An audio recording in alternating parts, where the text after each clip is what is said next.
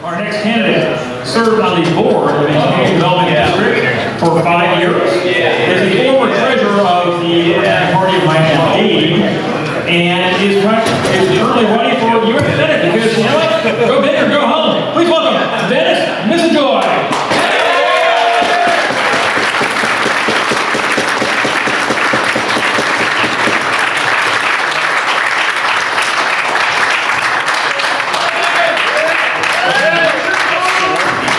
I'm intimidated having to follow these speakers. A great job from everybody who's spoken so far, at least that I've had the privilege of hearing. Good evening, everyone. I need to correct somebody for my name, but it is Misigoy. My name is Dennis Misigoy. Hard G sound, but not a big deal. Don't worry about spelling it later. So let me go ahead. For those of you who don't know me, my name, I want to begin telling a little story as well. Back at about the same time I became active in the Libertarian Party, around 2015, 2016, there was a bit of conflict in the community I lived in. There was an unpopular public project that was getting pushed, and the Board of Supervisors in the special taxing district where I live held a public hearing to present a traffic study and kind of pushing this thing. I listened as I sat there as resident after resident got up and voiced their disapproval. And as one of the people there, I waited my turn, and as it came up, I decided when I got up, I was going to, instead of just saying the same thing, I decided to ask a question.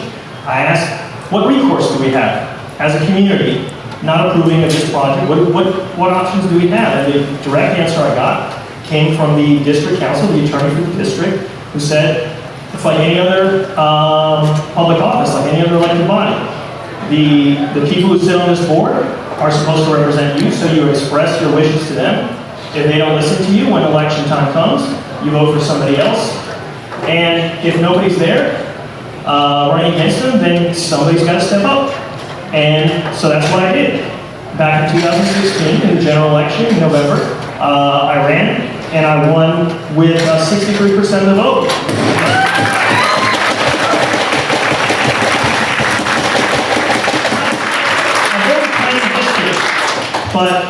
But it got me in a position.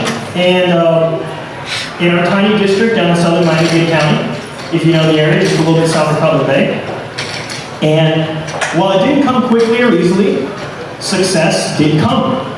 I spent the first 2 years with what I like to call the Ron Paul experience. On a board of 5 people, pretty much every contentious vote went 4-1 or 3-1 if not everybody showed. And I lost all those votes for the first 2 years. The only motions that I got that ever got second were to like adjourn a meeting or approve the meeting minutes, stuff like that. So that was my first 2 years in there, and it wasn't easy. But like I said, the midterm elections came, and they might not have been necessarily libertarians, but there was a little bit of turnover, and then we had some success. We were able to bring transparency to board meetings, because we were able to take board meetings that previously were being held in the middle of the workday on a weekday at about 11:30 in the morning, 20-something miles outside the district. We brought them to within near area of the district, very close by, 7:30 in the evening, when working, regular people could actually show up to meetings and not just, you know. We did that. We took a set of projects that the previous majority had approved, the funds that they had approved. We were able to save the district 78% of what had already been put out by what had already been approved, these expenditures for these projects by the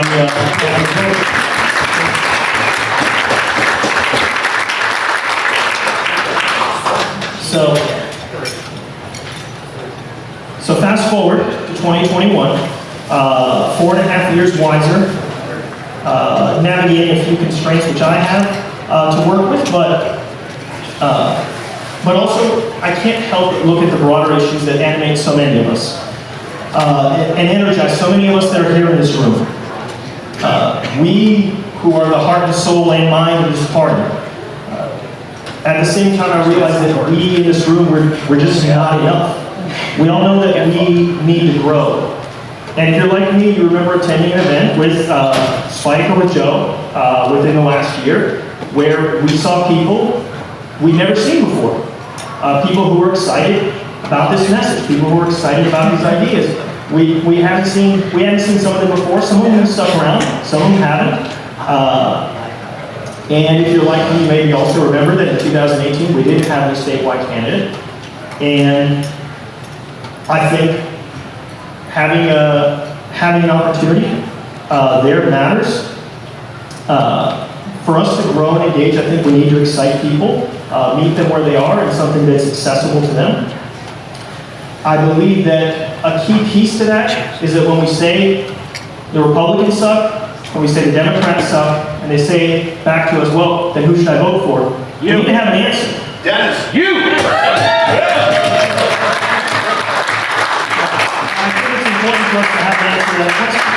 We can't just say, we don't get no up on the general election, unfortunately. So we need to offer something. And I believe we can do that, like I said, with by having a principled libertarian on every ballot in the state of Florida.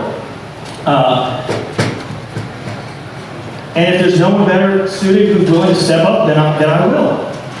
And don't misunderstand.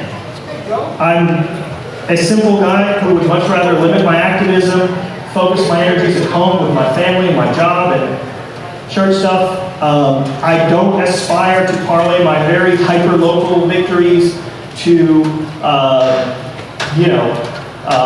long-term political career or to become another celebritarian with a great podcast. No offense to the guys who are doing that. That's also good work, but that's just not me. That's not me. Good job.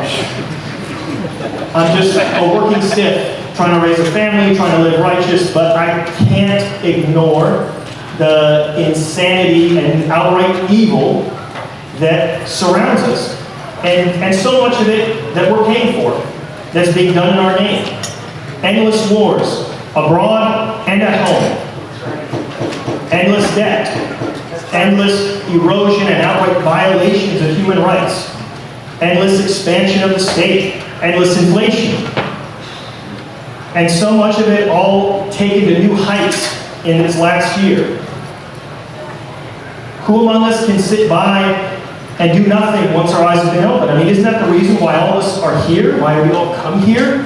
Make the time to take away from everything else we could be doing this weekend? I mean, we do like each other's company, I know.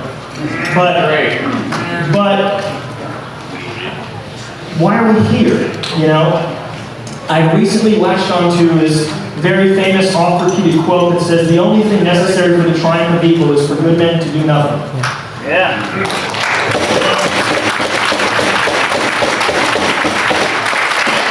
Now, I leave it to everybody else or anyone else to determine whether they think I'm a good man or not, but I can't do nothing.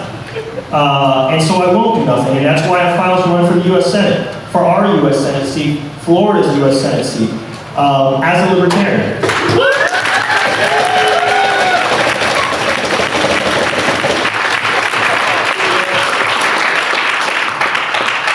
I believe we can engage more voters to help build this party, support all these other amazing candidates who've spoken and everybody else who will file between now and then. And who knows what else we can do. I want you guys to help me send a message that change cannot wait. Too many lives have been lost. Too many rights have been taken. Too many lies have been told. Too many secrets have been kept. Too many dollars have been taken and wasted. Change cannot wait.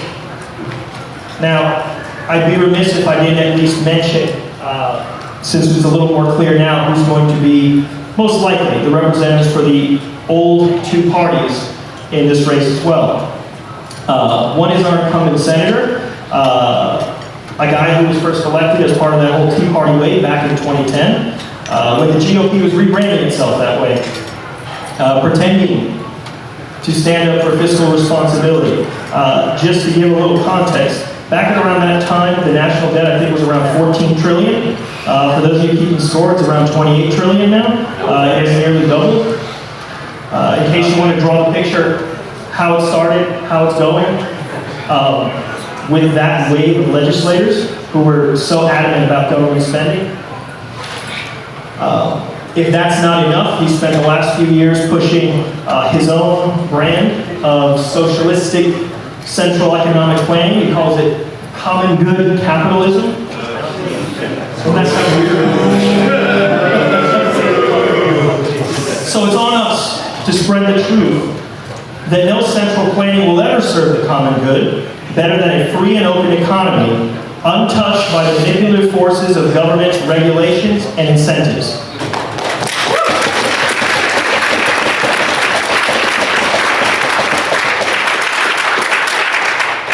On the other side, we have a congresswoman who, in her short time in D.C., has a voting record nearly identical to Nancy Pelosi. Just another establishment Democrat who will continue to tax you to fund the endless wars, to give your tax dollars away to both foreign governments and special interests. And let's not forget voting to reauthorize unconstitutional powers for the federal government, voting for FISA, the NDAAs. What we have here is not a representative of her district in Central Florida or would be a representative of the state of Florida, but just another member of Team Blue, another representative of Team Blue trying to win another seat in their little two-party cartel game to push their agenda a little bit more. When I look at those two options, I can only think of one thing. Florida deserves better. And